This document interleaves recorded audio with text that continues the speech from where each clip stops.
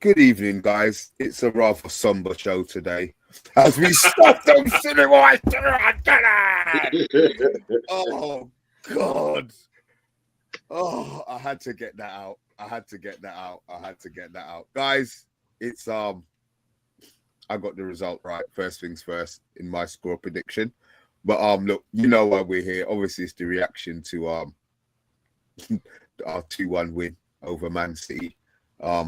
As always, we've got Bath Time in the house, Dora in the house, and Yabba in the house.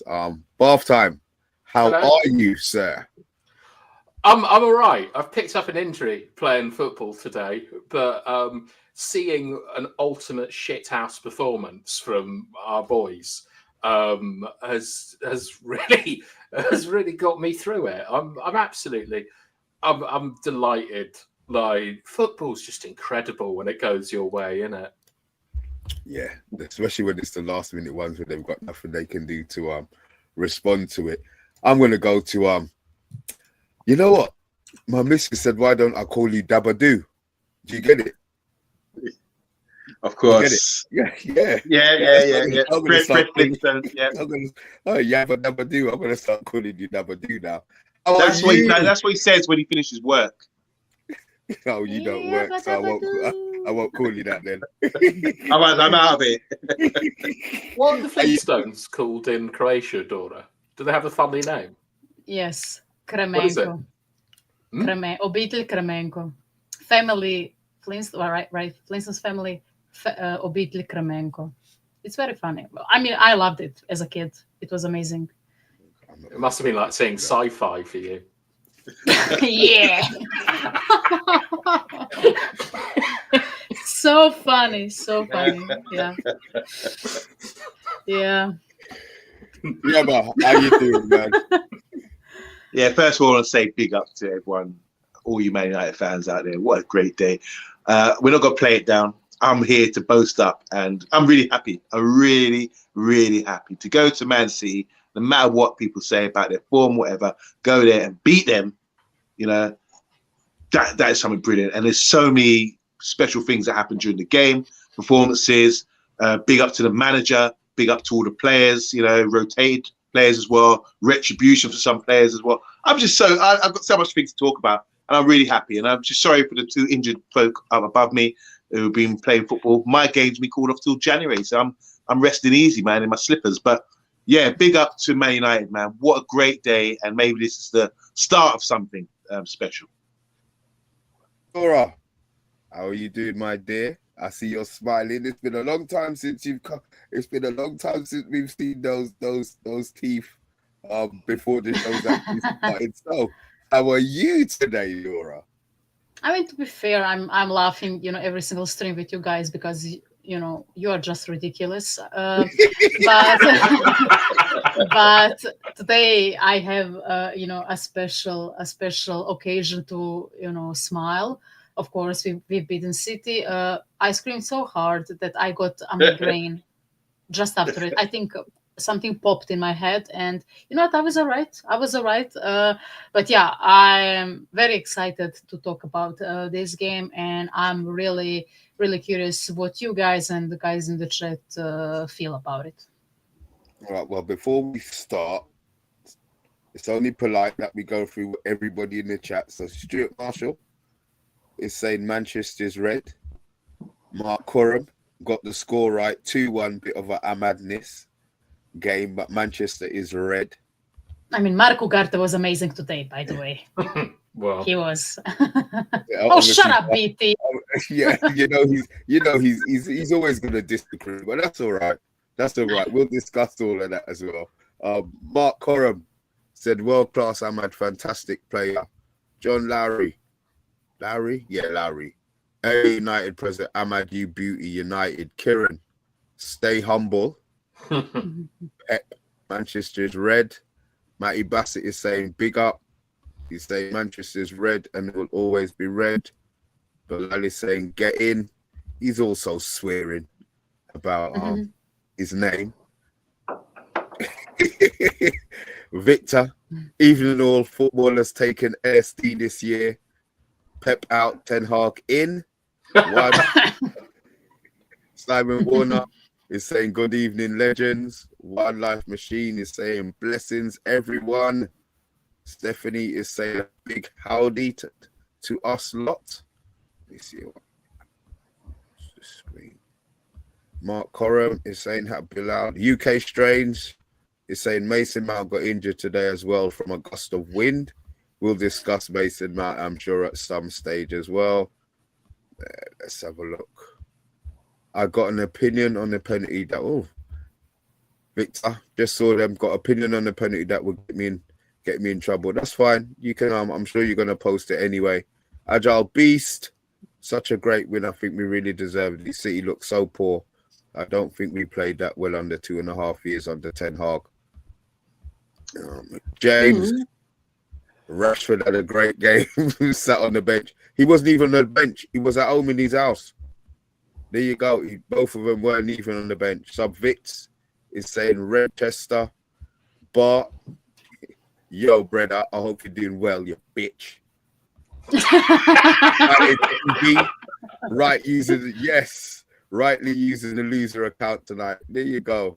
There you go. And have we got anything else on it? I've said Kieran's already said, right, you know what? There's 20 of us watching, guys. Look, it's not going to take much for you to just press the button for us. You know we always struggle to get more than 25. So let's do the thing today, yeah? Right. Let's start with the leaked team by Samuel Lockhurst, 16 hours before the game. It was the right team. We all had our own teams going into the game. But for him to have got them all right, somebody told him some shit. But that's stuff for another time. Were we happy with the team that was posted? I'll start with you, Yabba. Yeah, so the starting lineup, I'm really happy with the defensive three, all centre backs. So I'd like to see Harry Maguire being in there is really special for me because especially being in the centre of the three, I think that speaks volume. When you're that middle man, it means you've got to have ball carrying skills. You've got to be able to take the ball in sort of good areas and not lose it. You need to be able to spray. You need to lead the line, and all those boxes Harry Maguire ticks really well. In the midfield, the issue is with the wide guys. You had Dallo, you got Maz. I think they're two great performers, really professional guys. Just concern for me, I think when we play away from home, I think we did this before in another top game. We played two sort of defensive guys in those positions. And it shows some respect for the opposition, and we had to today. And I think, defensively they're okay because up against Doku and that. But going forward, I think we lacked a little bit of cutting edge with those guys. But it paid off. And obviously, we started with Mount. He got injured. That spoiled the plans of the manager. But we were able to cope with that by bringing on a great replacement in Mason Mount and just switching things up. Haaland, I've read before the game, he had scored like 5 in 4 or something like that. So he's doing okay. So there's no argument for me for him starting. So overall, I think it was a good balanced side against a top opposition. And in a game where, going into it, no one was sure what, with the form of both teams, no one was sure what the result would be. But obviously, we were delighted afterwards. Laura. I was surprised, especially with the news that Garnacho and Rashford were dropped for unknown reasons. Apparently, after the I will talk about it further, but I think Amorim said after the game that it wasn't the disciplinary thing with Rashford. He would say it outrightly. But yeah, they didn't play, and I was in shock. I was commenting with my brother, who felt like, okay, cool, but he felt like this is a too huge of a game to drop probably your most, your main players. And I honestly disagree because I'm sick and tired of, because I felt it was a disciplinary thing. Because I'm sick and tired of, players getting away with a murder every single year and, not being accountable. And I welcomed what Amorim did. When it comes to starting 11, I was surprised seeing Harry Maguire in the middle, which was, very surprising in my opinion. Again, Mount starting, especially if you see that Rashford and Garnacho were dropped. I was happy to see AMAD more closer to the goal and someone else at the wing back. But yeah, overall, I felt like this was an okay team that can do something, or harm City, who are in a very poor form.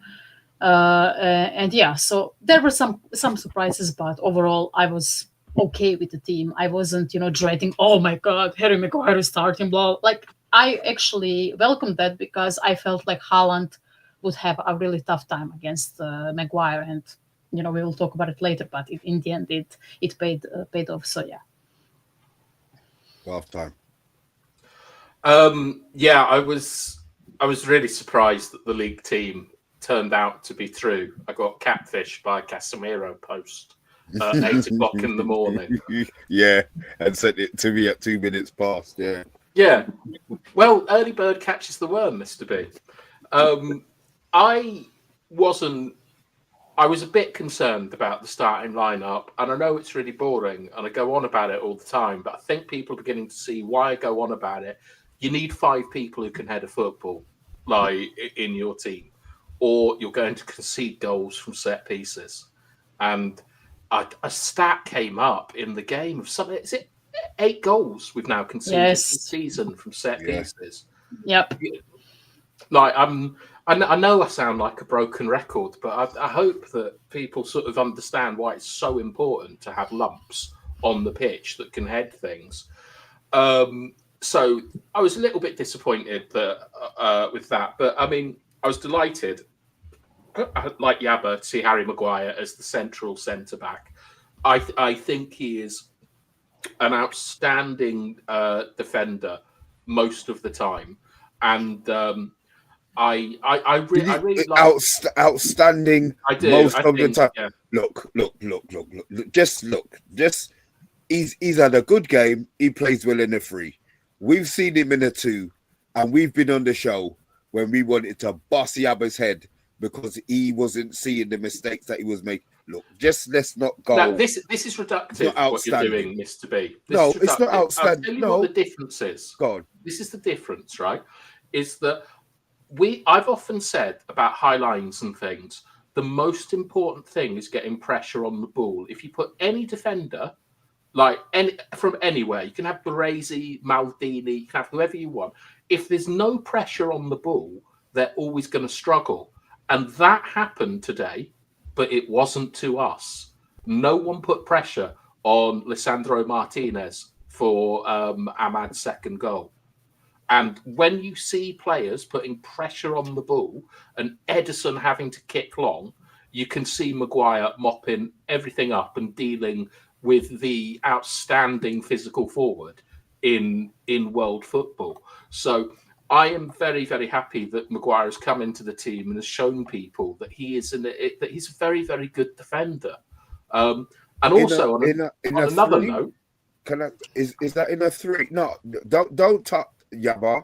Is this in a 3, or is this on a whole in playing in a back 4? Well, I mean, like in possession, like for about 20 years, every top team has essentially used 3 centre backs. So I don't think that's I don't think that matters if it's a 3 or a 4. He's very good at defending in a block, and he's very good at defending in a high line. But I'd also like to move on to something else, which is I said last show, I think, with you on Friday, that the one thing Maguire does that I haven't seen De Ligt today is get in front of his man and pinch the ball. And I was delighted that De Ligt did it twice today. And a lot of that comes from the work of the midfield. Like the reason why some of our players look good, it isn't just because they've suddenly learned how to play football overnight. It's because this team is working harder. And today I felt that we worked well today, as just maybe not as a sort of I don't mean we worked well with the ball. I just think that we had the right amount of work rate today. And when you have that as a basis in your team, you see players like De Ligt and Maguire look levels better than they have in other games. So I'm really, really happy today. But do you want to shit all over Maguire? Is this No. is this I was just You said he was outstanding. He's a I thought he was, magnificent. yes. No. Said he is Today he was outstanding. good, but you said he was outstanding as a general statement, and that's what I was trying to. I don't think he does. He's had in the three. I have no problem with Maguire. I think since he's come back into the team, I think he's been. I have no problem. I think he's been faultless. I have no problem when Maguire gets picked. Moving forward, is he going to be the one that will be picked over Delete, over Euro? And these are the parts that I'm now enjoying because we can't pick a team. And the fact that these players are now playing well, you know, it now looks to me like maybe players are getting rewarded for good performances. Maguire was left out of the game in the week, which means that you knew he was starting today. You know, whether Amarin said to him he was starting or whatever, you know, don't be disappointed. Like Fergie used to do, penciling games for his players. You know, you're going to be playing the big one. You know, you're going to miss the crappy one in a week, but you're going to be involved in the big part of the game. So I think he's now managing, as much as we want to see a set team. He didn't really make subs early in this game, or as early as normal in regards to giving players game time. You know, on the half hour, I mean, on the hour, he's taken off Malacia. You know, he kind of kept it like he wanted to win the game, if you see what I mean. We needed a result. Yeah. So he went for the result more than giving players fitness. AMAD played virtually the whole bloody game, and he played the other day, but he was talking about giving players time and giving players 2 days rest, blah, blah, blah. So I think now I'm glad today that he went with his what he may be classified as his strongest team. Something I need to ask you guys though, but maybe it's not in the right order. I want to go for a couple of these messages. Remember Kobe, please, because you know my memory shit. I'm gonna forget it. Andrew, he said, anyone think Kyle Walker needed to be red card for his play acting, for his play acting? This is Roy to you Keane guys. did. Roy Keane did after the show. I don't know if everyone heard that, but he was just ripped him. He said, "Look, if anyone should have got a red card, it should have been him. That's pathetic," or something along them lines. But yeah, it was. Walker. Keane's always in at Walker. When it happened, I was really, really worried because I think I said to Mr. B the other day that I've got a feeling that Rasmus is going to pop. Yeah. That Rasmus, he's not in control of himself at the moment. And when they said, "Oh, Rasmus might have headbutted Kyle Walker," I had my head in my hands thinking, we've just conceded a terrible set piece goal, and now Rasmus is going to try and punch everyone and probably miss. Guys, play acting, Dora, Yaba. No, he's just a prick, and I'm glad that Roy Keane recognized that. I mean, he's always on his case, but for a reason. I mean, yeah, who knows? They know, you know, you guys know. But yeah, I wouldn't give him a red card. I think in the end, you know, I think this is your standard. I would say 2 yellows for each involved in the fight, I would say, or would you call it even a fight? I don't know what we'd call it handbags, I think.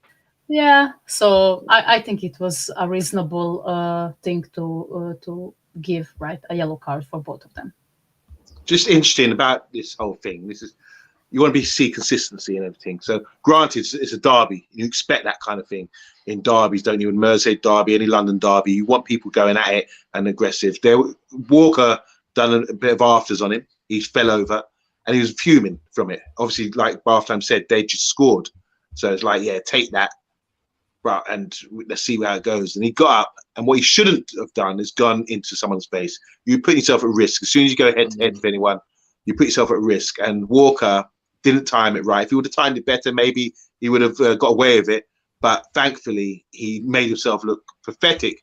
But the way he went down, it's just like, thankfully, we've got cameras and replays and everything. And the referee made the right decision to put them both. For one, Rasmus, calm himself down. There's no need to walk over there, get up and walk all the way over there to start, because that's where you should get a yellow but start in the first place.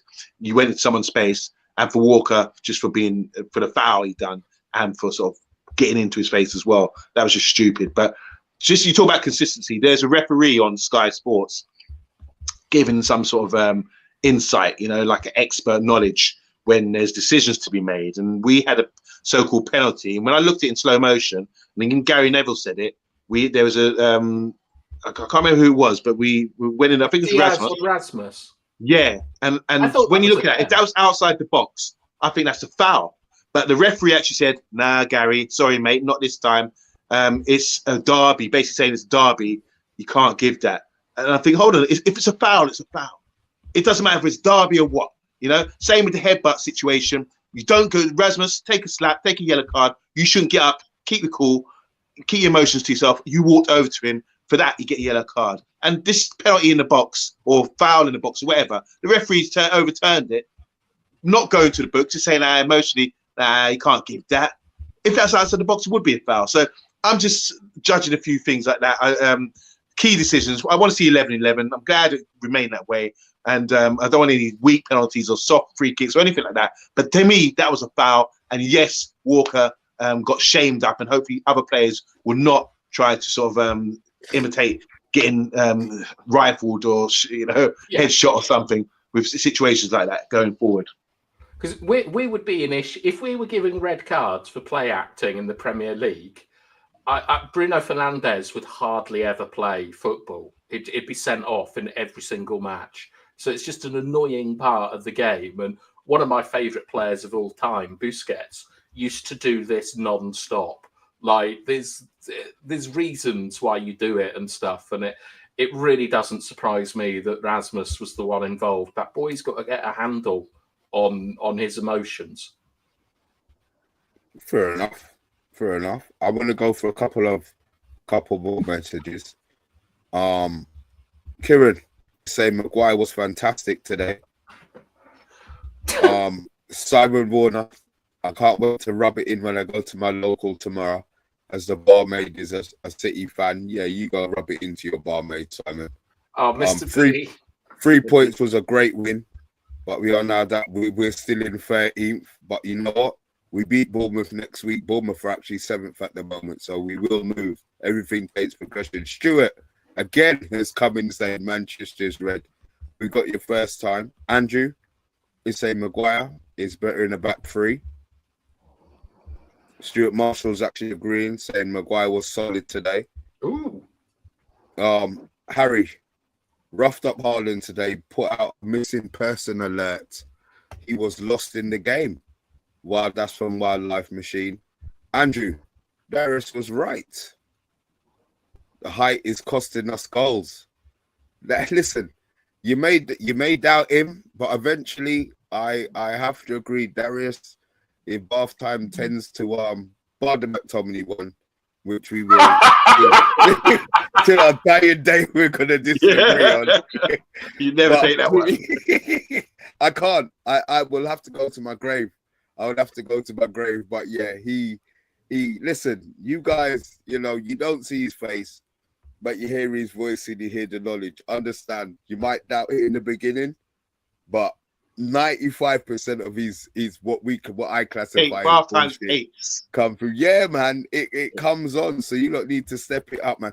Guys, and why do you lot here? There's a few on your socials. Is there any way that you could share the show on your socials just to give us a little boost? At the moment, our numbers are lagging. We've got our regulars, which is you guys in the chat, but you know, it would be nice to get somebody else in here, you know, every now and then. So look, if you can, see it on your socials. If you can't, it's no headache. We'll stick with our normal regulars. It's no problem. It's a family thing.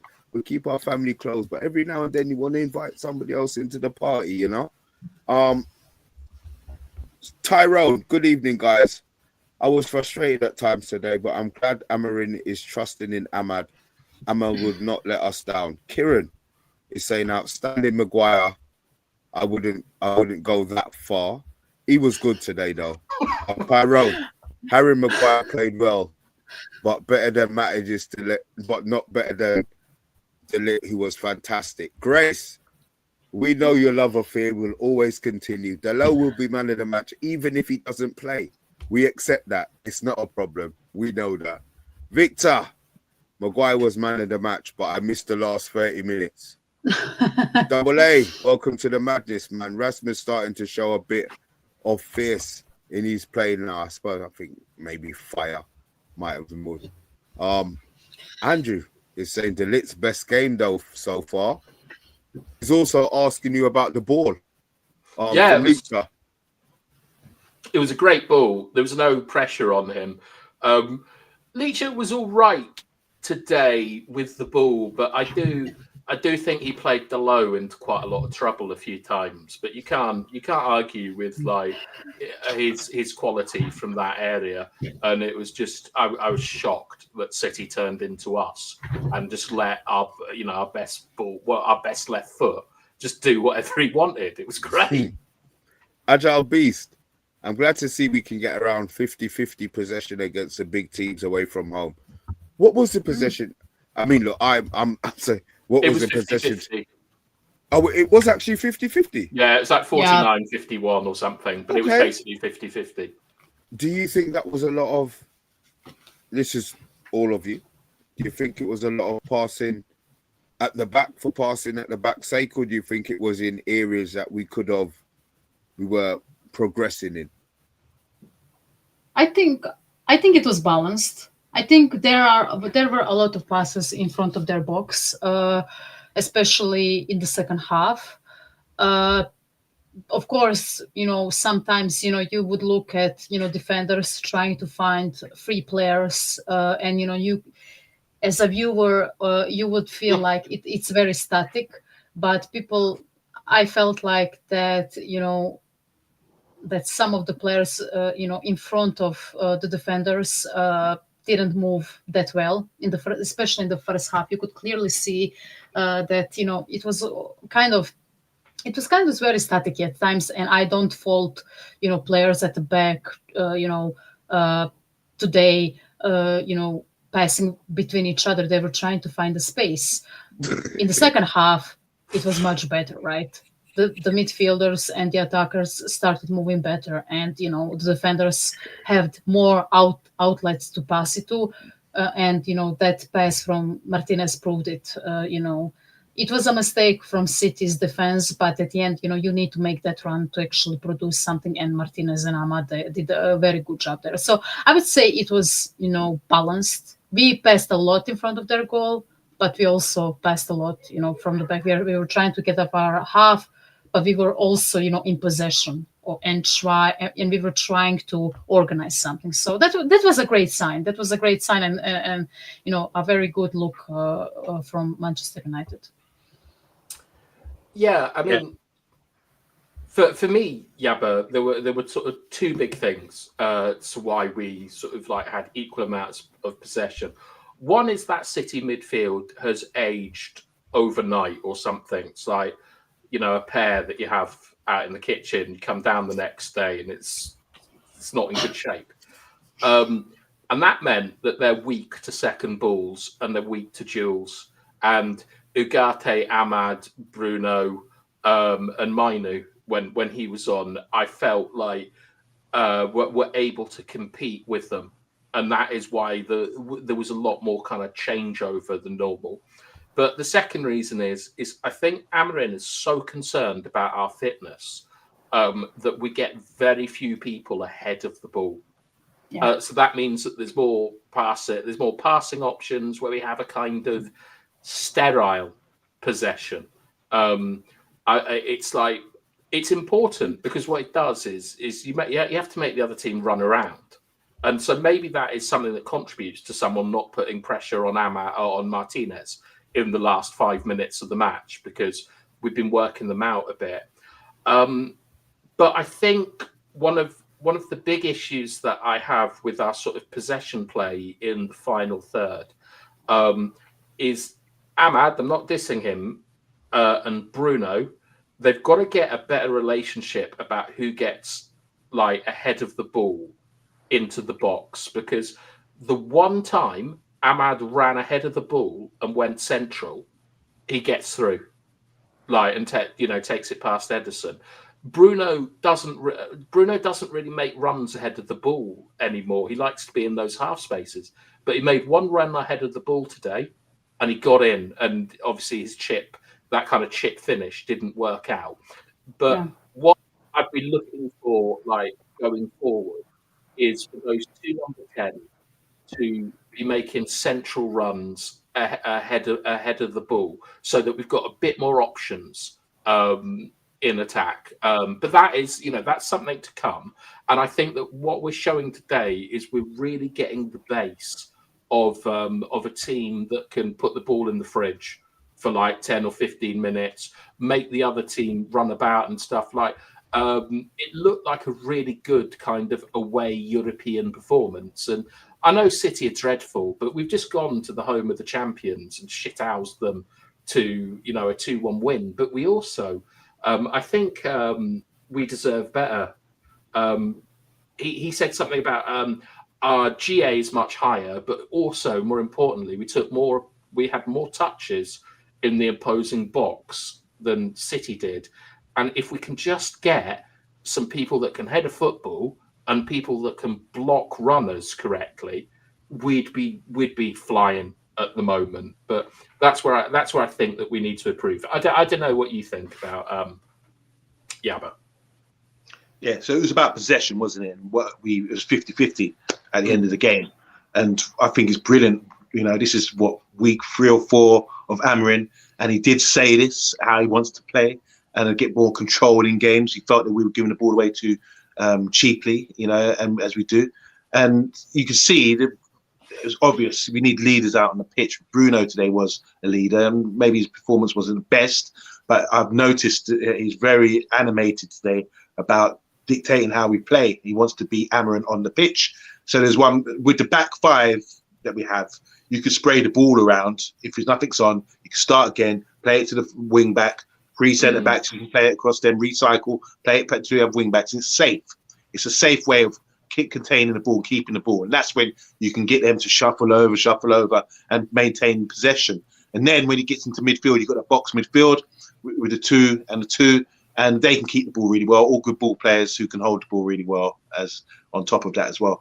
But what I noticed in the first half, Man City, they started to have a bit of possession of what, here we go, they're going to dominate us. And we played sort of mid to a low block, and we absorbed them. And I found that we were organised enough, this is in week 3 or 4, organised enough to stop them playing through us, and they had a bit of width, but we were able to we got 2 wide guys there who were able to get amongst them and get back up with them as well, with the midfielder or the centre back to come with when the wingers had the ball.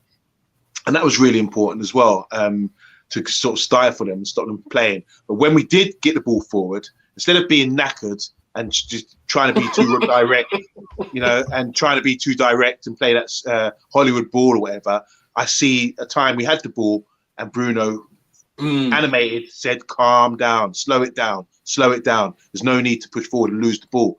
I watched that. I thought, oh, wow, this is exactly what we've been desiring for a long time now. 2 minutes later, he gave the bloody ball away. Yeah, he may give the ball away, but the intention of the manager is he's trying to. They've obviously been worked out in training. Oh, guys, we're in this phase now. We're playing against Man City. We don't want to play that killer pass just yet. We'll get the ball away again and get knackered. Let's slow it down. And that's exactly what we did. And we kept the ball for a period of, passes and, maintained it and keep possession. And it gives you confidence. It gives all the players confidence. Everyone get a touch. You ain't got a touch? Have a touch. Let's start this move over. And then obviously we're improving in the sense of bringing the ball out. I've seen when there's deep in our half, Dallow's got the ball on the touchline and he can play a little triangle and play himself out. And people get more and more comfortable doing that because of the possession that we're having, and it's really good thing to see. Now, with the fan base being a bit attack minded, and say, oh, just get forward. If you finally got the ball, get forward. Come away from that and let's build as a team. And in the end, it's good game management because we managed to wear them out, as Bartham said. And then obviously it's about getting to the final third and then solving problems up there. But when you've got more possession in that final third, and you're more comfortable on the ball, and then they're too tired to close people down. Like you saw, you can make runs off the ball, as Bartham was saying with Bruno and AMAD, which is their job as 2 10s. They're supposed to be making these runs, and it's really effective. So I'm really pleased with the possession. And when granted we haven't won away at the top 6 for a long time now, to get a result like that and have good possession. It shows that we're developing as a side and being able to manage games to get a good result. So I'm really pleased. Yeah, I just like to jump on that, Yabba, which is that, like, I completely agree with what you were saying about Bruno. So I don't know if you saw the group chat, but I said that, like, when Bruno's got the ball, he can see those passes that he would normally play. Like, you know, the quintessential Bruno bang it to Garnacho, run in the box, fall over stuff. But one of the things that I think I'm noticing from Amorim's game model is that he likes those switches to be played from defence. Yeah, did you see De Ligt did it? Kobe did it. Maguire did it a couple of times as well, yeah.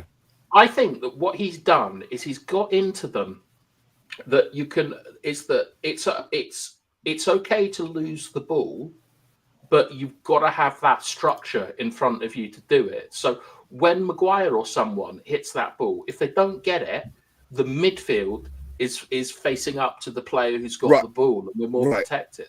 I remember I was saying to you about him saying the team has to be prepared to expect the player who's receiving the ball to lose the ball.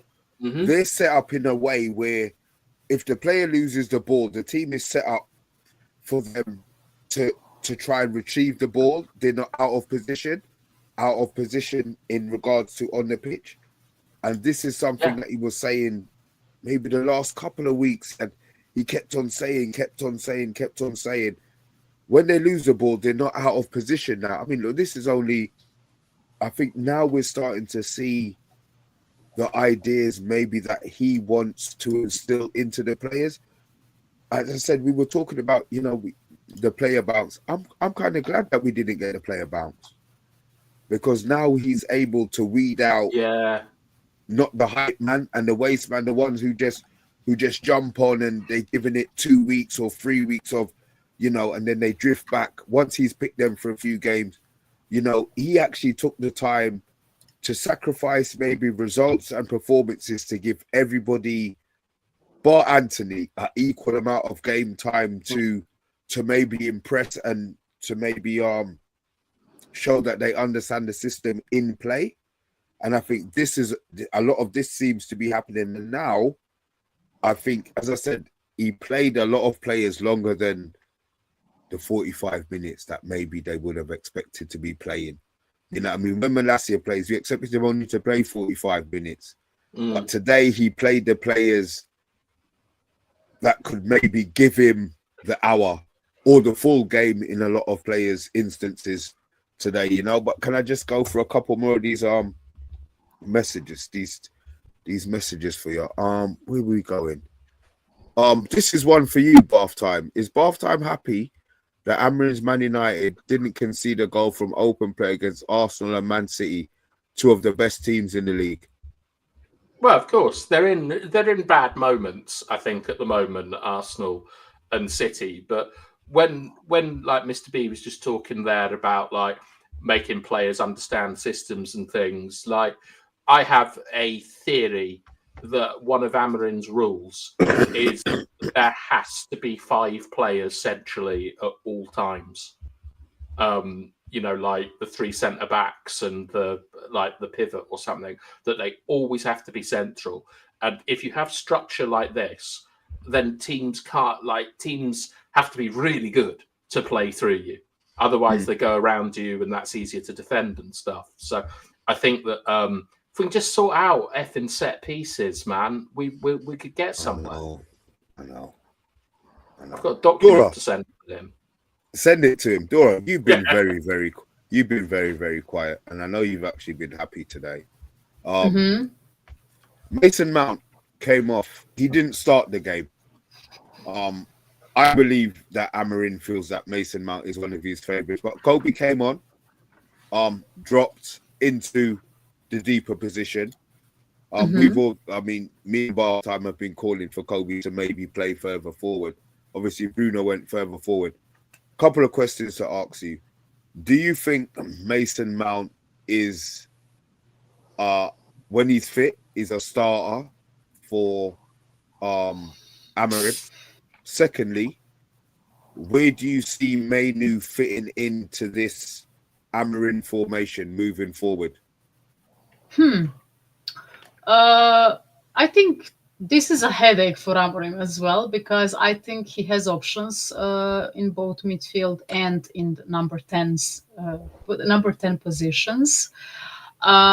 I would love to see if Mason Mount in alternate universe is actually fit. I feel bad for him actually. Like it's a headache, right? It's a headache because you as a fan, as I saw him being on that on that pitch, down on that pitch, I was like, oh my god, again, and he has the time to prove himself and to be useful to United. And once again, he gets injured, and you could see that he was distraught.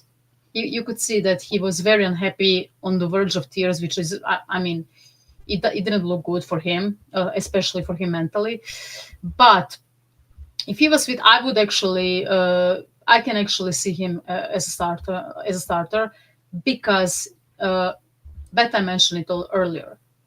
The movement of the number 10s, in half spaces and everything else, I think it's very important for this system, and I think he is a great player to have.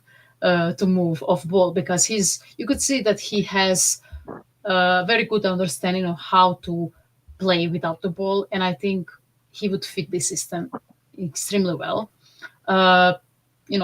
Besides the fact that Amorim, put Garnacho and that he left Garnacho and Rashford at home, I feel like he feels okay. This is a very well-suited player for my team, and that's why he gave him a trust. And very few minutes that we saw Mount play under Amorim, you could see that he knows how to go into those half spaces. So yeah, I believe that that's a good. I feel like he would fit the system, but once again, he's injured again. So is he reliable? For now, he isn't, and that's a huge issue in my opinion. He looks like a flop currently, a waste of money, which I feel sorry for, but it is what it is. When it comes to Kobe, I feel like I think he's a great number 8.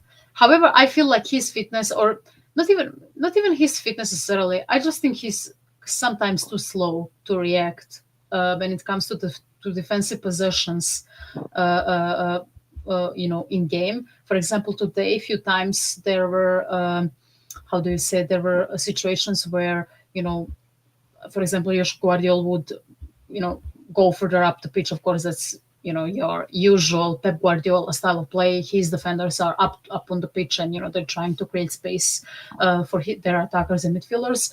I feel like, a few times today, from that Matthews Nunez side and Guardiola's side, when they were trying to push that ball into the midfield to Gundogan and the others, it felt like, Mainu was a bit, I don't know if he was too gassed or he just reacted very slowly at times. So he needs to improve on that. Like, we know that, right? I think he is on ball. He is probably our best player in this team. Even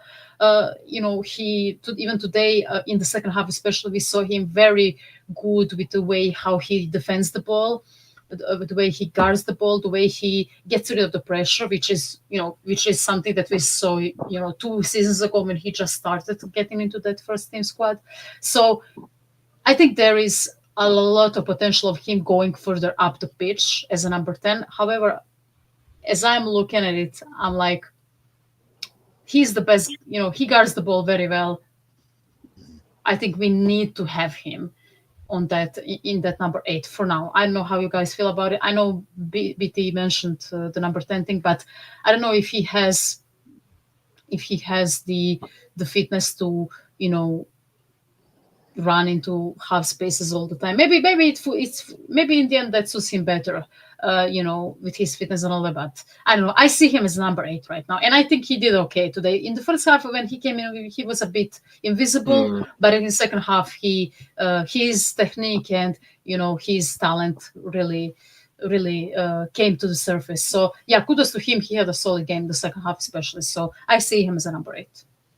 I'm kind of half and half with you on this, Dora. I think that Kobe isn't a first team player. at the moment. Mhm. I think Ugarte, Bruno, Mount, and AMAD is the box that Amrin wants to go with. Now, it might just be because it's early days and he's trying to instill, like principles into the team, and these are the guys that have grasped it first. Kobe has been overplayed. He's not an athlete yet, and always say it, but neither was Paul Scholes. So it doesn't mean you're a bad player, but his sharpness it was very obvious to me when he came on that he struggled in the first 10 minutes. He wasn't ready to come on. He hadn't warmed up properly, but it took him a bit of time to get up to the speed of play. But I can remember one time in the second half, De Ligt gave, I think it was De Ligt gave him a shocker of a ball. Do you remember the bit I'm talking about? And he dealt with it so well. I think he's fantastic. He did some little dance moves in their penalty box as well. That's probably where all them attacking touches came from. He was basically doing Anthony fidget spins. They couldn't get it off him. I think for the moment that we can kind of move on from Kobe being our midfield savior, and just see him as an extremely talented young player that's gonna need a bit of time to develop now. And I think that's a wonderful situation because I don't know, Dora, when you said that he seemed like a bit slow to react to stuff, if you meant that he's not kind of reading the situation mentally, or he just doesn't have that explosiveness that, say, someone like Ugarte has over, Ugarte's like a little chihuahua. He's just straight in there. I mean, you could say a bit of both, because to me it felt like he was a bit late. He was a bit late to contest those passes, right? Close out those spaces. I mean, Ugarte is good at it because, well, that's his primary, I would say, perk, right? He's very good at reading, the play and intercept.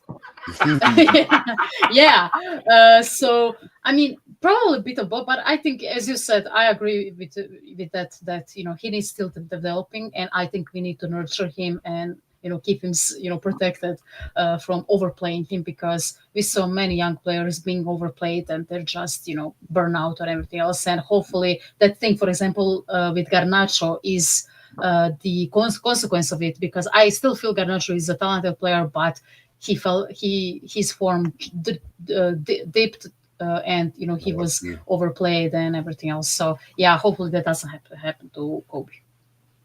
One thing that I wanted to ask you. Sorry, bath time. One thing. I need to disappear for 1 minute. Big G, this is my actual club. This is my Saturday club tracksuit. It's not a West Ham. It's not a West Ham tracksuit. Bilal, I know you commented as well. I've seen the comment. It's not a West Ham tracksuit. It's my Saturday club, Old Minorians tracksuit. So I'm gonna leave it with that. I need to disappear for 1 minute. I'm gonna leave you guys to chat. Apologies. Okay. No problem. All right. None of us can sort out the comments, but I've got a question for both of you, Dora and Yaba. Mr. B was earlier talking about how we threw out fitness today, and we just we got the players on the pitch and just played them until we got the result. AMAD probably should have come off 10 minutes earlier and would have a couple of weeks ago, but we needed that result. Derby, Amarin gets it. With the exclusion of Rashford and Garnacho today, do you think we're getting back to a kind of siege mentality that we had under Ferguson, where this squad that he took out there, these are the players that he trusts? They've seen two of our sort of brightest stars just be jettisoned for whatever reasons. I'm sure we'll find out in the coming days what the truth of it is. But we then took those boys, we put them in a battle with what you could argue has been the best team in Europe over the last 10 years, and we came out with a win. I think that this could be seen as a really important part of the future to come. This kind of siege mentality, gritty, get it done, players trusting in each other, marked difference from Rasmus having a go at Ahmad on the pitch and stuff. Like I think that today might be I don't know, like a catalyst for something to come in terms of the team trusting each other and trusting the manager and his methods now. Yeah, I think so. Look, we don't know the reasons why Rashford and Garnacho are out of the side, not even on the bench. Something's going down, you know. And over the years, we've worried, oh, why are we so inconsistent? Why are the players always staying and the managers always leaving? Why do we feel let down? I think Amarin is coming and he's identifying a few things.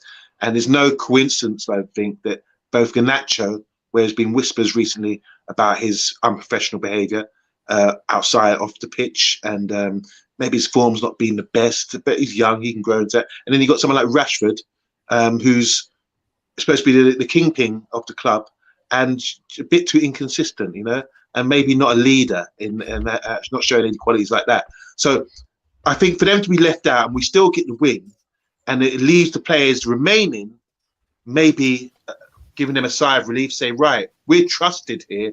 With the manager's good because he's realizing, I'm speculating here, he's addressed this issue. I like this guy. I'm gonna play for him now because he understands these guys are taking the pee. Or if that's the case, you know, I tend to think it is. I do think there's something, you know, when we talk about the rumours about Rashford leaving the club, I do think there's something in it. And for him to be out of the side today, I think that speaks volumes. So whatever's going on behind the scenes that we don't know about, I mean, there's too much evidence there that, you know, we have to come to the conclusion that maybe Rashford and Garnacho have got some unprofessional issues that if they don't sort out, they might end up like Sancho out of here.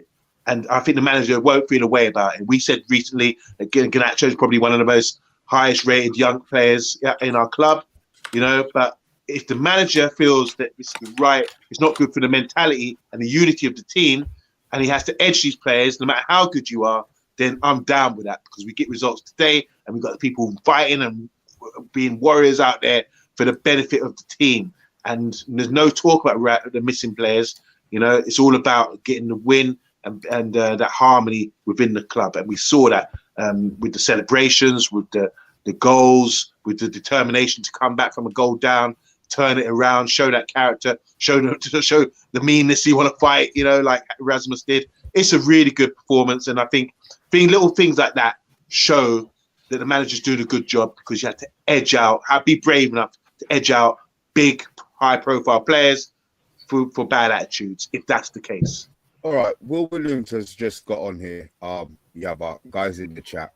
One of the considerations, Ruben Amorim has come out and said that both Rashford and Garnacho haven't made expected standards in training, and it's not disciplinary reasons for their exclusion. Do you believe that? I would actually like, because I know bath time you sent me something about Amorim saying about the clothes that they wear to training or something like that. Yeah. I wouldn't like to think that a manager assesses, but if you've come to training I'm just going to throw it out there. You've come to training in in loads of gold chains, and I have no idea what they've come in. So please don't quote me or don't. I'm just saying, you've come to football training in attire that maybe doesn't suit the occasion, if you know what I mean. Well, it's Memphis Depay, isn't it? All over again. Yeah, because he come with a cowboy hat, and one of the games he turned up in his Rolls Royce or something. Yeah, for a reserve game. For a reserve game. So do you think it could be? Do you think it could be that what you do with your money and how you dress is fine, but if you're going to a football match or you're going to training, there's certain attire that maybe you wear. I would assume that it's not maybe club wear until you change onto the training ground, maybe. Now, look, I think that the quote I sent you that Amorim was talking about is that he said during the week they look at everything. They look at what they're doing in training, how they put their clothes on, what they're eating, how they're living, and all of that factors into if they get picked or not. What I find I mean, I'm going to say it straight up. Every manager is a pathological liar, and you can never trust a word they say. We've known this from Fergie. Ole, ole, ole, Yeah. ole. But it is really, really dangerous to say a player isn't playing because they haven't been up to scratch in training. They haven't put the effort in, because it can be seen as detrimental to their future earnings and to interest. So I personally believe that Rashford and Garnacho haven't been played because of this leak situation or something that's come out from the club. They've been excluded from the squad, and I would think that is disciplinary issues rather than what they've done in training. Because I think Rashford's meant to be an all right trainer. Like everyone always raves about him in training. I just wouldn't believe anything that that Amarin says, but because he's mentioned like training, my wild speculation is that they might have found a club for Rashford. Really? Yeah, because really, if you're trying to sell someone, don't say they didn't play because they've been crap in training. That is He didn't say it. Flag. We saw what Will said. He said they haven't met the required standards in training. Really? I thought he says, okay, so correct me if I'm wrong, guys, in the chat and you guys. I thought he said, the whole thing about, you're wearing this, how you eat, how you clothe, blah, blah. But he also said something in terms of like, they were actually really good today at the training. That's all I'm going to say. Something in terms of like, he didn't diss them and said they were playing poorly or training poorly. He just said they did their training, they were good. I decided that's all. Wasn't that what he said? I think I read it from the Telegram, the guy James Ducker, whoever who posted a whole ass, whole ass article today before the game, saying that Rashford is, he doesn't have proper discipline. Whenever he has great conversation one day with people, the other day it's like everything went out of his head and blah blah blah. So he said it something in those terms. I don't think I'm going to diss them necessarily. It's just they did okay at training ground, but they didn't. In the end, he decided to push them or not play him in, and it is what it is. So I'm confused. Even that, Dora, suggests to me that that this is preparation for Rashford leaving. Also, one important thing, I'm also curious if you saw that. Didn't he went to the NBA game recently? Yeah, like yesterday, 2 days ago, or something like that. So he was in New York, right? Was like 2 weeks ago, Dora. Yeah, this was 2 weeks ago. So fake news on Twitter. Sorry. Yeah, I also think when you talk about training isn't just about set pieces and taking penalties and running drills and that kind of thing. Training is training you to be a professional player in all areas of the game. So he's just come in, and these are my training methods, and they could include non-football stuff. It could be how you dress, what time you turn up, the leak situation, the attitude. These are all training issues that you have to and standards, professional standards that the new managers come in with. So by saying training thing, we think, it's on the football pitch, it's on the training ground. It's not necessarily that for me, as we know, with all this allegation about Garnacho and the things about Rashford. Who knows what could have been going on with him, that we don't know about. So, it's a good sign. I think we have to see it as a positive, because no matter how you do it, the journalists are going to grill you and look to sort of wean something out of you. And if you say there's a training issue, I think it doesn't say specifically, okay, you didn't take penalties properly or you didn't work on a set piece. It could be anything. So that leaves it open to debate. And I think that's a good decision for the manager to say something along them lines. I think it's fantastic, Yabba, because what he's done is he's excluded 2 star players from the team, right? And that is because of things that they have done. Regardless of what he says, That is massive. That is that he said that they're not able to be part of the collective at the moment because of what they've done, which is why I think that this is about leaks. But I also don't think that it's absolutely the end of either of them. Like but what I really like about it is that I think Ten Hag did something a little bit similar in his first couple of games on the pre-season in Australia. Am I getting this right? Garnacho was meant to play, but he was late to training, didn't play, and Rashford didn't play. Was on the bench at Wolves because he was 2 minutes late to training or something like that. So it wasn't a huge thing, but it was like trying to get down standards and principles. And I think that this is massive. Like what he's done, that he has he's basically said that there is accountability for everything, really. Like if, as Yabba says, if you turn up late and you're pissing about and dancing in the changing room and you know, I don't know, like you don't have your flip-flops on in the shower or something like that, things that, you know, people might not consider, then you're gonna, like, there's gonna be consequences. And I think it's proper big balls to exclude them from a worldwide event, essentially, like the Manchester Derby. People around the world would be tuning in to see what Pep was going to do and things like that. So it's a huge game. And I really hope that it's a sign of the times to come, that discipline is back and that these leaks are going to stop. And in some ways, it feels to me prepared as well, because Dora brought up James Ducker from The Telegraph. He had a big article this morning on Rashford. We saw something come out about Alex Ferguson's thoughts on Rashford. This, I believe, could only happen if the club had kind of pushed it or given an okay to these journalists to not damage their reputation.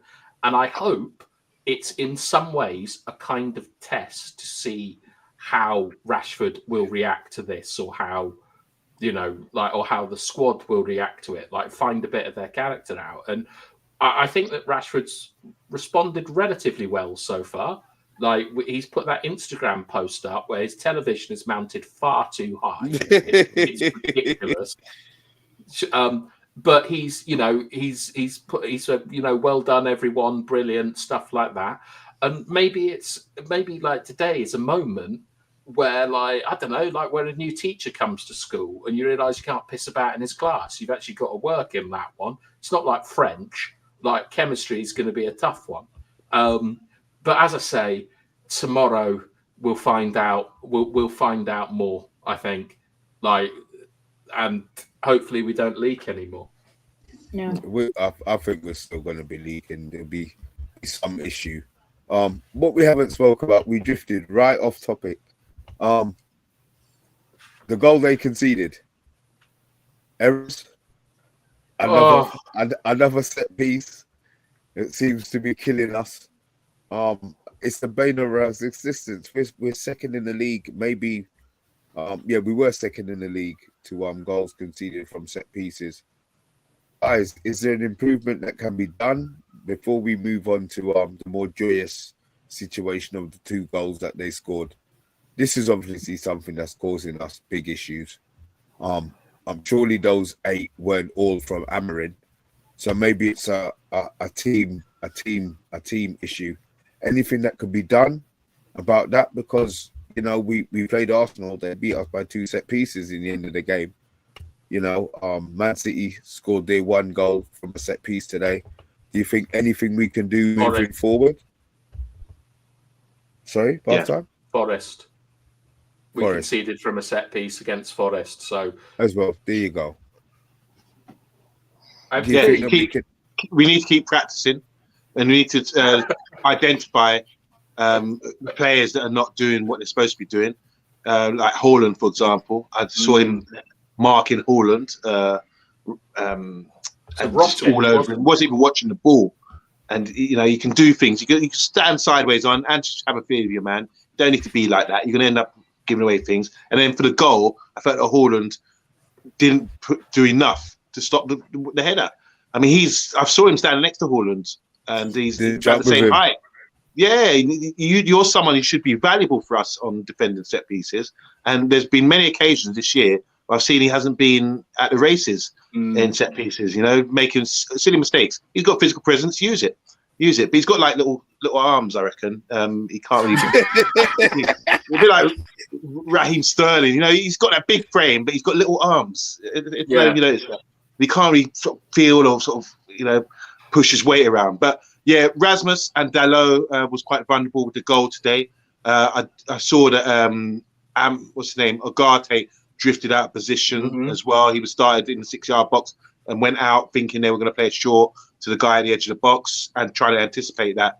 But by doing that, you've left the guy free. And I just think the guy didn't make a run from like a Gabriel Arsenal run where he just completely ran through everybody and started deep and ran through. The run wasn't that far, and you just got to pick him up, block his run, one by block, and another guy just clear it. Simple as that. You want a good example? Look at Harry Maguire. He cleared plenty of headers today, and it's nothing. No one even commented because just standard. That's what you're supposed to do. And when you're a professional footballer like that, you're supposed to do a lot better. So I just think you've got to keep practicing, and we're going to get it right soon enough. Yeah, I agree with a lot of what Yaba has said. That is the worst set piece goal that you'll see this season. It was awful. But Ugarte, I agree, he ran out too quickly because he's got that final destination attitude, but it's about pinching the ball to go and score a goal. Rasmus is sleeping, but also just beginning to get a little bit worried about De Ligt in a zonal system, because against Forest, when Mikhailovic, or whatever he was called, scored the goal, De Ligt mistimed. Sorry? Milinkovic, thank you. De Ligt mistimed his run and his jump. So Martinez was meant to be blocking, but it was De Ligt's zone to clear. And today, De Ligt also was missing quite a lot of headers from his zone. I don't know if that's anxiousness coming into his game, because I felt that De Ligt looked very nervous to me for the first five or 10 minutes, and then settled in the game. But the problem is that we don't have enough physical players in that team. We don't have guys that can stop someone getting a run on. We don't have guys that have a good standing leap. And with the exception, I think, of Maguire, we don't have a lot of players that enjoy defending. To me, when you look at I don't know, someone like Chiellini or Rio or Vidic, they took pride in their defending. They love throwing their men about and stuff. Yeah, and I just think that it's look, you can't make a player taller and you can't make a player faster. And we need better competitors in the air in our team, and it should be something that we recruit for. Or look, if we can get Collier or someone playing a left wing back, I don't know. But once again, Rasmus Højlund, who I actually think showed a lot of improvements in his game today. And Mr. B, do you remember when we were talking about Lukaku the other day and the positions he takes up? Mm. Did you see it today? Højlund's quite good at shielding the ball when it's on his left foot and there's a man not on his back, on his side. He can't do it on his other side. And this is the thing. Not saying he's a one-sided player, but he needs to be taught to come this side, if you know what I mean. Because as I said, if it's on his left-hand side, he's got his bomb out, he's got the whole shape, he's got the technique where he's keeping the defender away. But if there's any way, I know it's harder, it's his weaker side, it's his weaker foot, but if he can replicate, even if it's a body swerve to make them think he's going to go left and then go right. Do you know what I mean? Yeah. I think he needs to learn something else, because defenders will cotton on to the fact that, they need to be sending him to his right side, Well, I think when City played Inter in the FA Cup, in the Champions League final, after the game, like I saw a clip of Henry talking to Haaland, and he basically said something very similar, which is that like Haaland, you're brilliant when the ball is on your left foot and you're shielding and things like that, but to get to the next level, you need to be able to make those runs on your right hand side. Yeah. So for me, I would actually prefer Rasmus, just to get better at doing them on the left hand side before. Really? Yeah, just get that down as your comfort finish and things, and then players know sort of where to put the ball. Like, worry about building on your strength, and then work yourself. Yeah, into but then the surely player. as a defender, if you know that is his strength, you're then going to be sending him to the other side. Do you see what I mean? Maybe, but we saw. I mean, like, I don't know about you, but I'm with Yabba. I think that Diaz conceded a penalty on Rasmus today, and I think Rasmus held him off. Like, I think Rasmus held him off expertly. He got his arm like above Diaz and was sort of pushing down on him. We saw him do it against Victoria Pleasant with that free kick goal that was taken. What we didn't see from Rasmus today, which I really liked, is we didn't see any messing about with him dropping into half spaces, trying to pick the ball up and link play. He was like running. He was like trying, like basically sort of playing as a kind of channel runner. And I think that's where we're going to get the most success from him. So I would prefer him to, first of all, get reliable the way that like someone like Lukaku is, that in a certain position, he's almost unplayable. And then when you're at that point, then you can think about working on your left or your right foot. But for now, let's just get a standard goal where like when Rasmus is in, you're like, yes, this is his thing. You know, like Thierry Henry's famous little pass into the bottom right-hand corner or something like that. That's what I would be working on, is just refining those moments before going and trying to sort of broaden his game. I want to get vertical with his game. All right, this is for Yabba and Dora. Dora, you first. First goal. That gave us the inspiration or the idea that I'm going to say that we would have won the game, but that we would have taken a point from the Etihad. What are your thoughts on? Obviously, AMAD played well, but what are your overriding thoughts on the whole of that goal from the? Oh, you mean from AMAD, not the penalty, right? Yeah.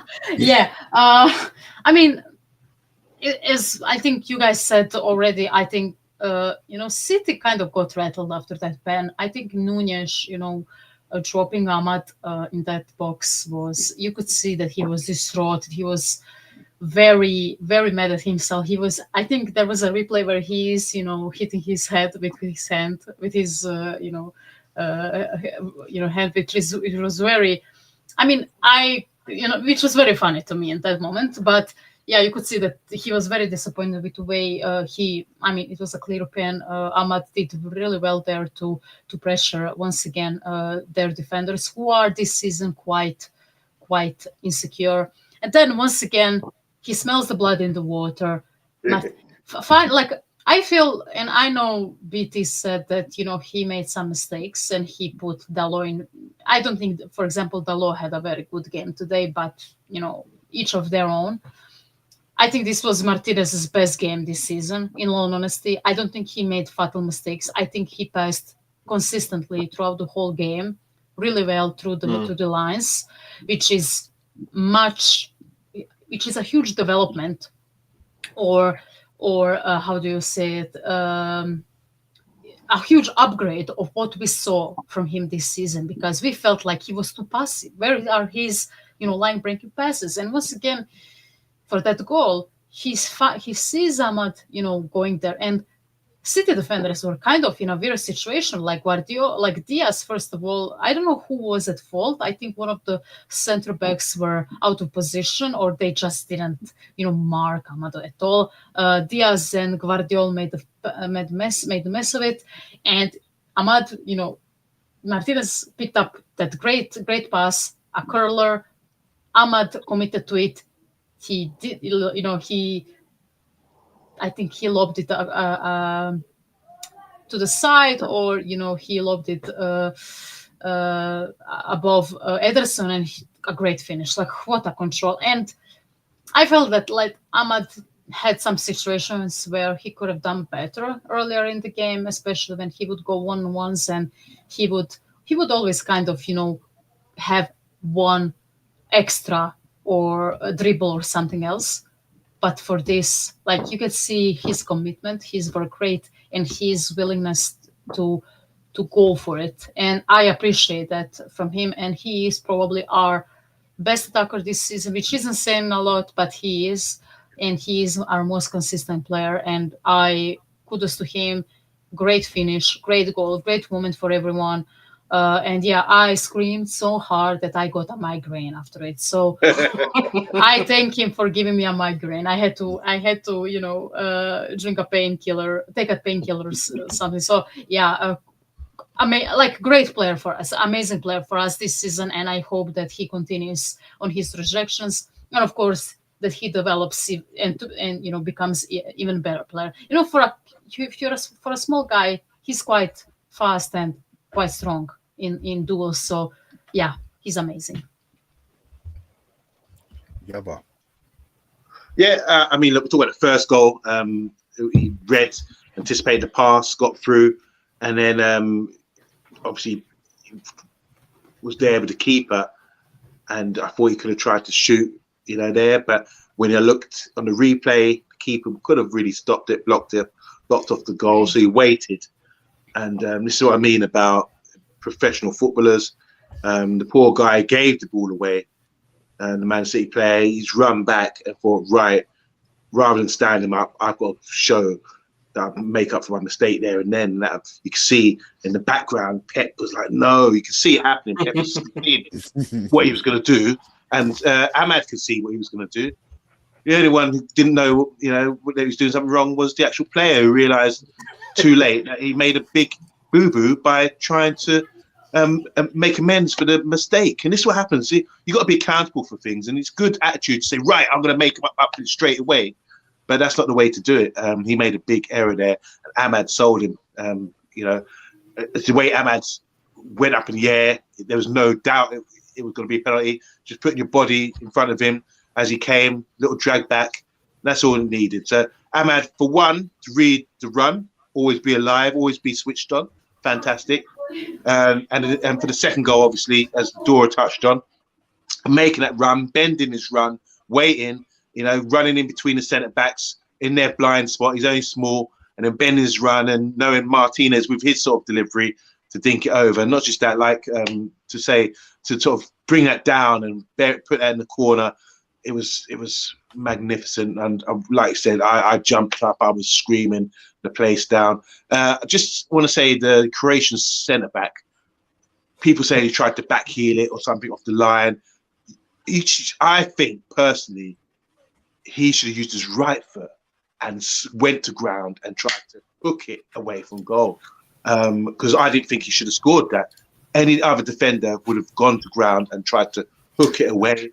Don't give him ideas, Somondi. Who cares? Like, you know what? Joško Guardiol is probably our biggest prospect in the last whatever. Like, when he made that mistake, I was like, yes, yes, fuck off. But yeah, don't give him ideas. He can make so many mistakes during Manchester. So you agree it was a mistake?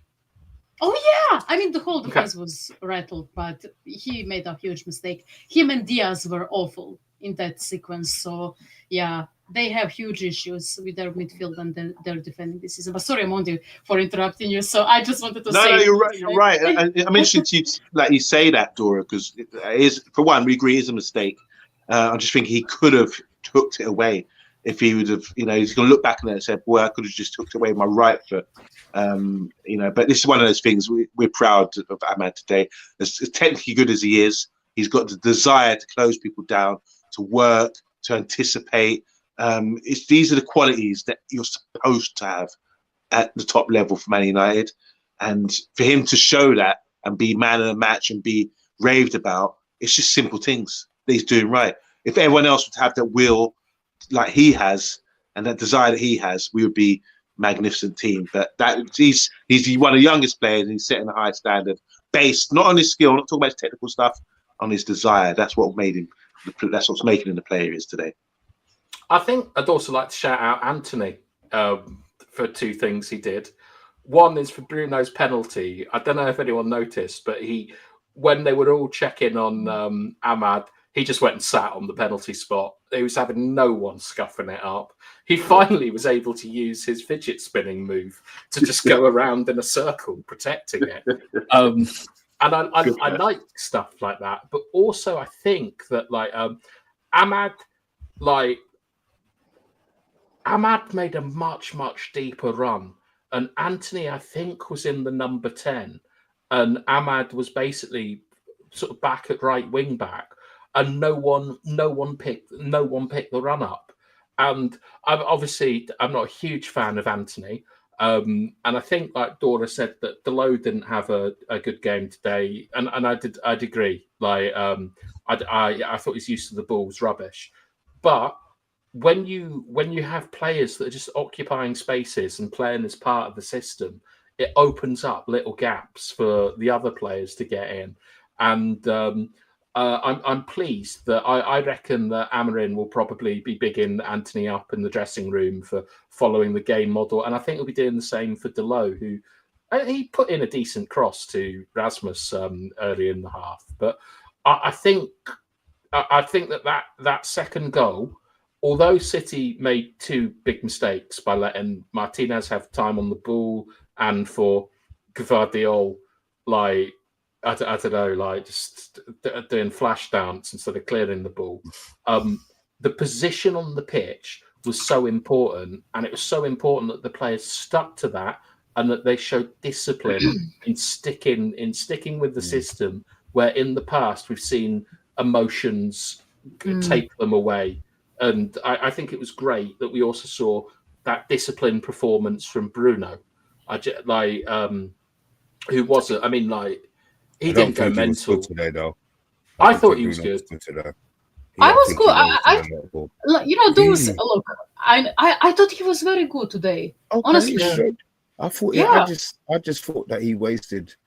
He wasted the ball a lot today. I thought he did a lot of posturing and waving. I mean, I'm a Bruno fan. I like Bruno, but I didn't think it's strange. I didn't think this was one of his better games. You know what though? I've just seen a message from We Deserve Better. Yesterday was 3 years since my partner died. I'm sure Tim would like to thank you all for bringing joy amidst moments of despair since passing. You know what? We Deserve Better. We don't know what brought you to the channel. And obviously we don't know you as a person. When messages like this come in, we have to kind of step back and realize that there's other things other than Manchester United, So I understand it was 3 years ago, but a partner, a friend, a relation is still, affects you. So condolences, and we appreciate the fact that you're still here, showing your bare chest on your Abbey, But sorry about that. Sorry to cut it in and cut it out, but yeah, it came up and I wanted to get it out there before I forgot about that. Sorry, man. Yeah, rest in peace, Tim. Big up to Tim. I don't know if you ever watched the channel or if he was into football, but clearly, I mean, we don't know what people are going through half the time, and if they get pleasure joining us, and talking football and taking your mind of things and just, having a laugh and being around familiar faces like us, apart from bath times, faces we don't see. It's a pleasure. It's actually a pleasure. And condolences to Tim and all the family and loved ones. Big up, guys. Right. So, look, we've been chatting for 1.5 hours, right? That feeling when AMAD scored the goal, I've made a lot of noise in my house, and I am currently injured, so it was maybe a one-arm celebration. But I'm I really hope moving forward that this now gives the players the belief that Amorim system can work. Playing with 3 at the back can work. Whatever spaces, whatever runs he's asking them to do, because we're still in 13th. You know, we won a game, but we're still in 13th. But we've got Bournemouth after Tottenham. So we talk about Bournemouth next league game. Bournemouth are currently in 7th, 2 points ahead of us. If we win that game, I know it's a big if, I understand that, but if we can get points out of that game, we now progress. 13th may well be a distant memory. We can start looking forward, because at the moment, teams are chopping each other's throats at the top. Nobody wants to pull too far ahead. Chelsea are the team in form at the moment. I'm not saying we're going to catch Chelsea. I'm not saying we're going to catch Man City, but we may have something to chase. You know, so I'm moving forward. I'm really positive. You know, I'm feeling the Amorim glow now. I haven't been in doubt, to be fair, but it's nice to see a progression, and the players maybe, I really hope that the players understand what they need to be doing. And the players who were dropped, Rashford and Garnacho, if you're going to sulk, leave them out, Amorim. Leave them out of the bullshit. Get them sold, because they're not part of what you want. We know Rashford's going to go, but before he goes, I hope he leaves something for us as fans to say, all right, you did your thing, you left with a smile on your face. Don't go out like, you know, you're vexed and you hate the club. So I'm just looking forward. I'm really, really looking forward to the next game. Not the Tottenham game so much. I'm really looking forward to the league game. What are you thinking, Dora?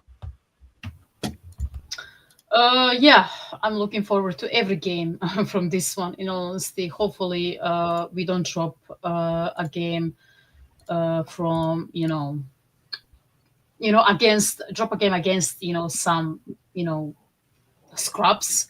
Hopefully we continue this good form. I mean, hopefully we see Spurs as scrubs and get that revenge against them for that game earlier in the season. So yeah, I think we have a chance, and if Amorim is confident in his team, and in his players, I think we have a great chance to do something, even in the FL Cup and how do you say it, in the league.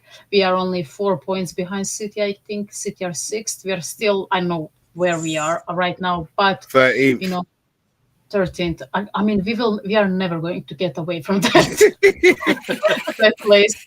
Jesus Christ, 13th. But yeah, we'll probably go up that table and get closer to maybe even top 4 if God gives us that pleasure. But yeah, hopefully we get above that 10th place and continue from there. But yeah, I'm positive. We are getting good results. Hopefully we don't drop games against clubs. Yeah, this game is crucial. Needed a big game, big win to start the new era, and the fan base will be excited. You saw the fans in the away ends; they were going off, And I say, yeah, that's what I like to see. That, like, come on, it means so much, isn't it, to beat Man City like that? And don't start saying, I don't hear anyone say Man City were poor or anything. Man City are not trying or whatever. They wanted to win. This is one game they would say, right, we could turn our fortunes around by getting this win. And this is why it was so massive for us to get the result. No one expected it. I did watch your show. I know you did say predict we'd win, Mr. B, but did you really think we'd win like that? And like you said, I was delighted. The whole fan base is delighted. Big ups to all you guys tuning in for Man United Agenda as well. We're going to be skinny tea all week. This is our festive season kicking off right now. And, what's the name? Amorim is bringing us good presents. And there's one gift wrap today as a win in the Man City derby. Manchester City, as in the city, the town derby. Bath time. We've got a statement win.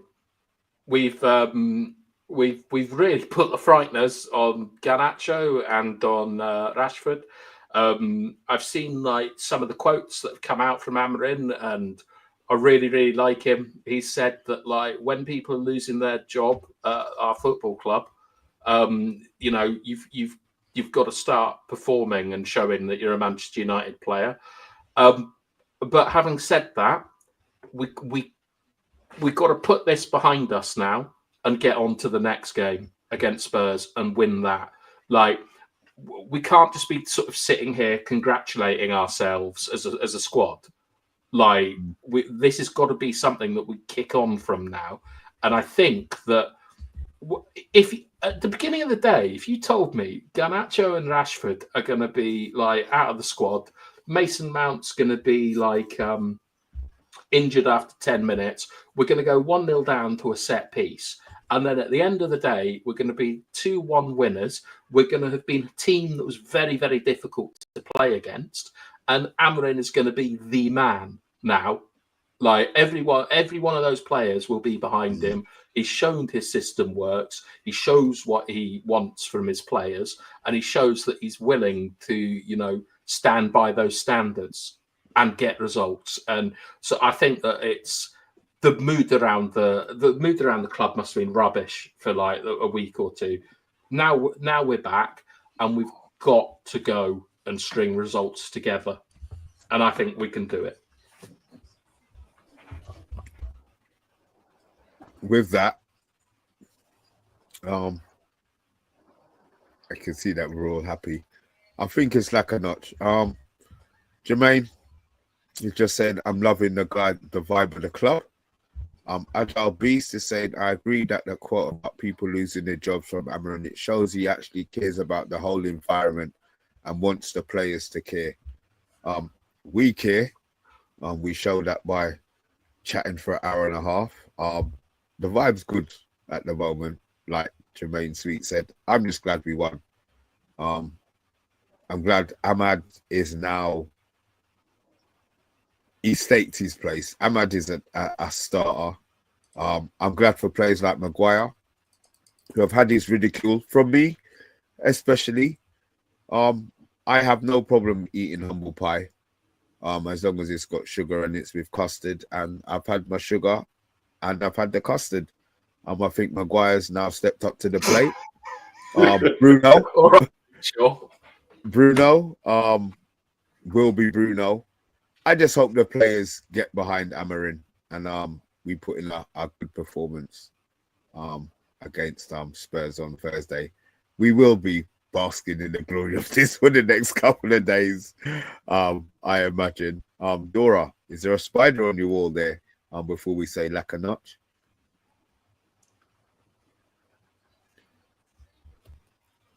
And now I'm muted. Of course, I'm muted because I'm a fucking moron. Yeah, it is. I think it is. I need to check it out. But yeah, lack a notch from me, guys. I enjoyed this, and yeah, lack a notch. Yeah, lack a notch from me. Just quickly, I watched Venom earlier on, talking about Spider. Yeah, and rubbish, absolute rubbish. New Venom movie. Yeah, rubbish. But yeah, lack a notch from me. Make sure you tune in Monday, 9 o'clock. And we got special guest, haven't we, Bath Time on Tuesday?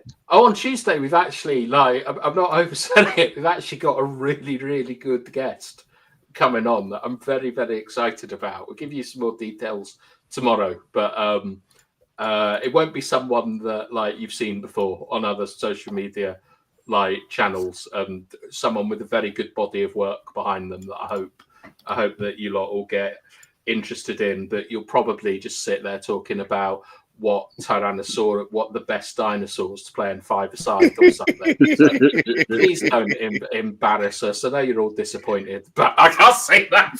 All right, lack a notch. They all said lack a notch. I'll be the final lack a notch. Guys, we will be back tomorrow at 9 p.m. I'm sure the smiles won't drop, but look, it's like a lot for the whole lot of us.